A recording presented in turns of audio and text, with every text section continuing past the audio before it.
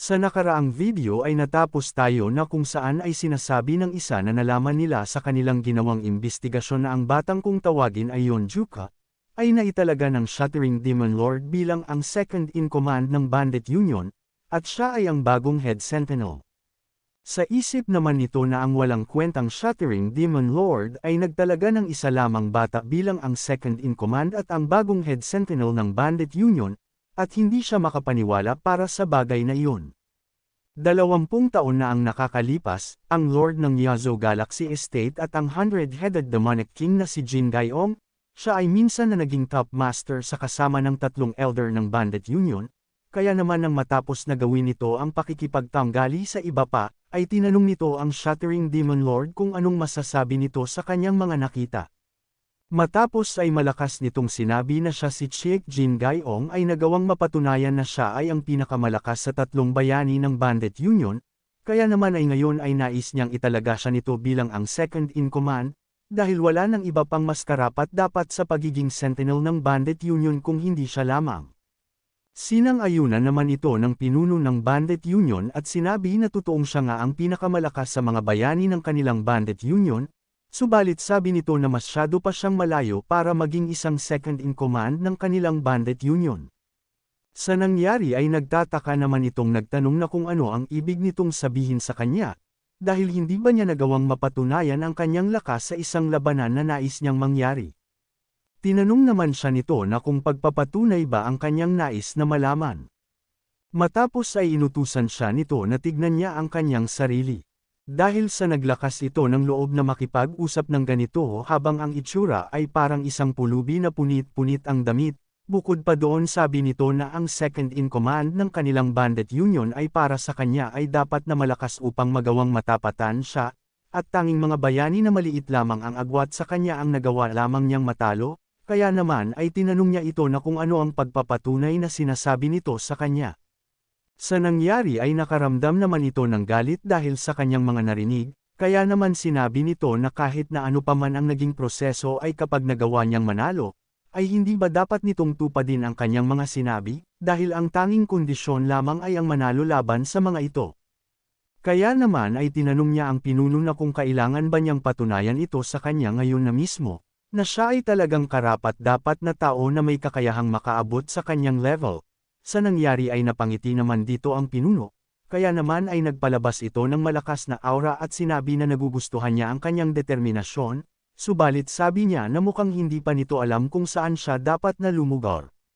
Matapos ay masaya naman siyang tinanong nito na kung kumpiyansa ba siyang hindi niya pagsisisihan ang bagay na ito, sa nangyari ay napahinto naman ito, sabi nito na noon ay ang titulong 10 Greatest Master, ay kahit gaano pa kahirap ang kanyang gawing pagsasanay sa kanyang buong buhay, ay sa pakiramdam niya na para itong pag-akyat sa isang bundok na hindi niya maaring maabot ang tuktok, ngunit ngayon ay hindi niya alam kung ganun pa din ba ito. Nang bigla naman na nagsalita ang isa at sinabi na kung maghihiganti sila sa batang si Yonjuka, ay hindi ba mas maganda na pag-usapan muna nila ito kasama ng iba pang 100-headed demonic kings, na hindi naman niya sinang-ayunan dahil sa maaaring ito ay isang magandang oportunidad na gaya ng kanyang inaasahan, sa nangyari ay nagtaka naman ang isa sa sinabi nito. Kaya naman sabi niya na hindi ba ang 100 demonic king na si Li Meihua ay kasalukuyang nagpapalawak ng impluensya ng kanilang dark spectral sect sa loob ng Bandit Union. Dahil narinig niya na ang 7 sa 10-headed demon soldier ay nagawang makuhang muli ang kanilang mga posisyon bilang mga branch leader sa ginanap na Bandit Union Tournament at ang Heaven's Demon Lord ay tiyak na mababahala patungkol sa kanila. Subalit ang Bandit Union ay sumusunod sa batas na ang tanging malalakas lamang ang may karapatan na humawak sa matataas na posisyon sa kanilang hanay. Kaya naman ay wala siyang sapat na dahilan para alisin ang mga ito.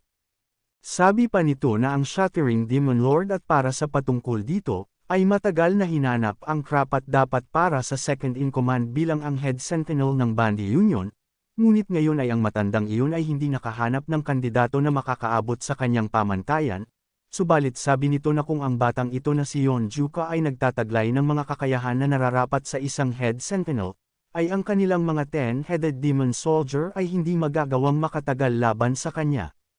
Sabi pa nito na mayroong 20 katao ang nasa ilalim ni Li Meihua, At ang kanyang sinasabi ay kung sa tingin ba ng mga ito na hindi nila kakaharapin muna ang mga ito. Sa nangyari ay napangiti naman ang isa, at sinabi na naiintindihan na niya ngayon ang intensyon ng kanilang pinuno sa bagay na ito, kaya naman sabi nito na kung ganun ay ipagpapaliban na muna nila ang paghihiganti para sa kanilang mighty demon sa ngayon, na agad naman na sinang-ayunan ng mga ito. Matapos ay habang papalabas ito ay sa isip niya na dahil sa pagkakawala ng kanilang sect leader na mahabang panahon,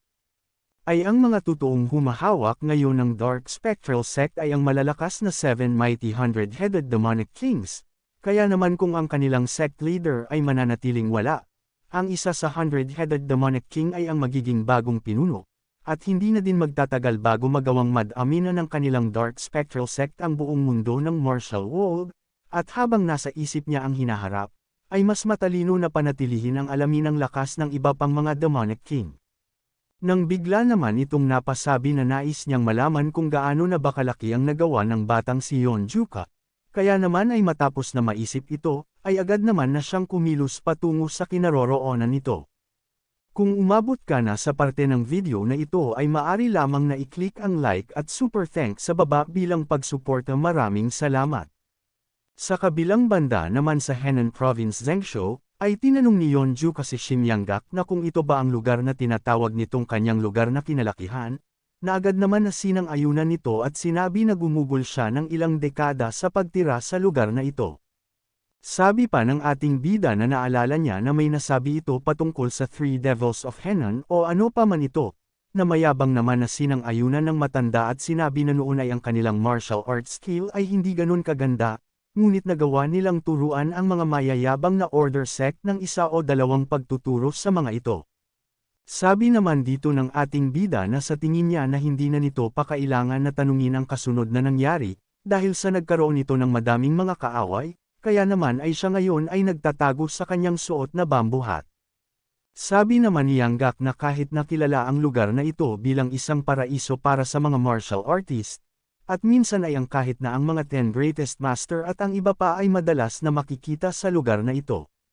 Kaya naman dahil dito ay sinabihan siya ni Yonjuka na kung ganun ay magtago lamang siya ng ganito at kapag nabugbog siya sa kung saan man dito ay hindi niya tutulungan ito. Matapos ay nilihis naman ng ating bida ang usapan nila at tinanong na kung talaga ba na ang lugar na ito ay kilala sa pagiging masarap ng mga pagkain dito, na agad naman na sinang-ayunan nito at sinabi na ang lugar na ito ay sinasabi na ang pinakamahusay pagdating sa mga kakayahan sa pagluluto sa buong Henan.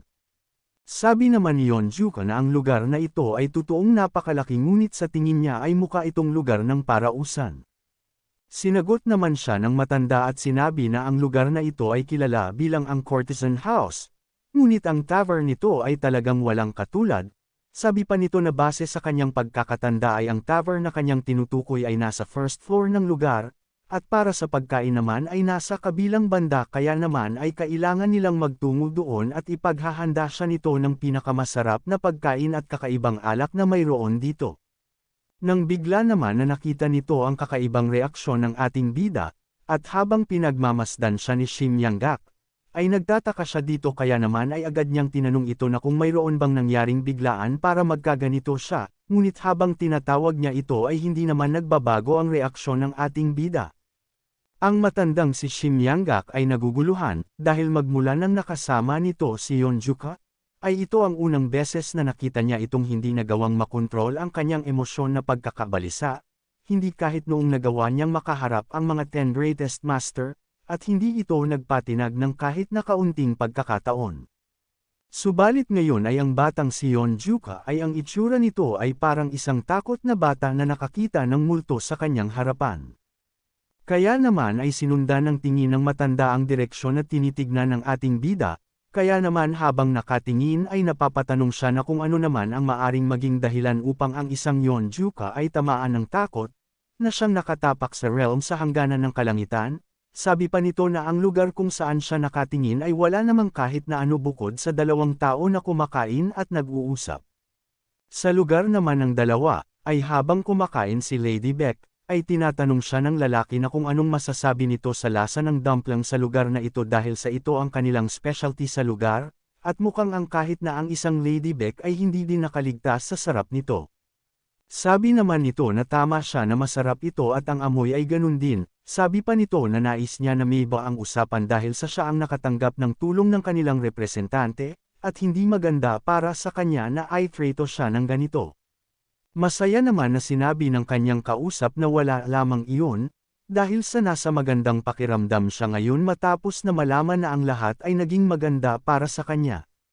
Sabi naman nito na ang lahat ay ipinagpapasalamat niya sa kanya patungkol sa pagsasabi patungkol sa 8-bit Bell, at sisiguraduhin niya na makakapagbayad siya ng kanyang pagkakautang dito sa ibang paraan, na masaya naman na sinabi nito na kung nanaisin niya ay hindi niya matatanggihan ito.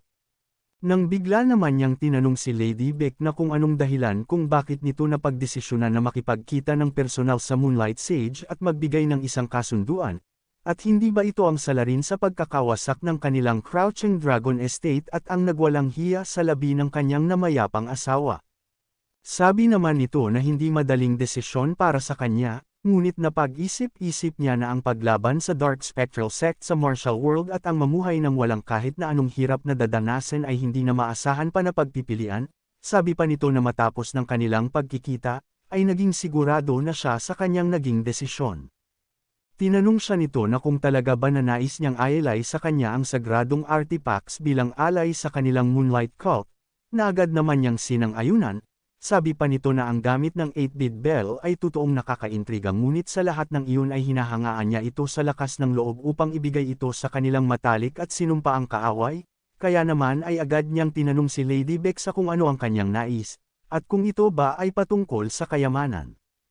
Sabi naman nito na ang tangi lamang niyang hiling ay ang patungkol sa galit nito sa kanyang namatay na asawa at sa kaniya na Moonlight Sage ay hindi na maipasa sa mga susunod pang henerasyon ng kanyang pamilya, at bukod pa doon ay ang patungkol sa Crouching Dragon Estate, ay nais niyang humingi ng tulong dito na muling maitayo. Kaya naman kung gusto mo na masubaybayan ang ating kwento ay i-open mo lang ang notification bell pagkatapos mo na mag-subscribe.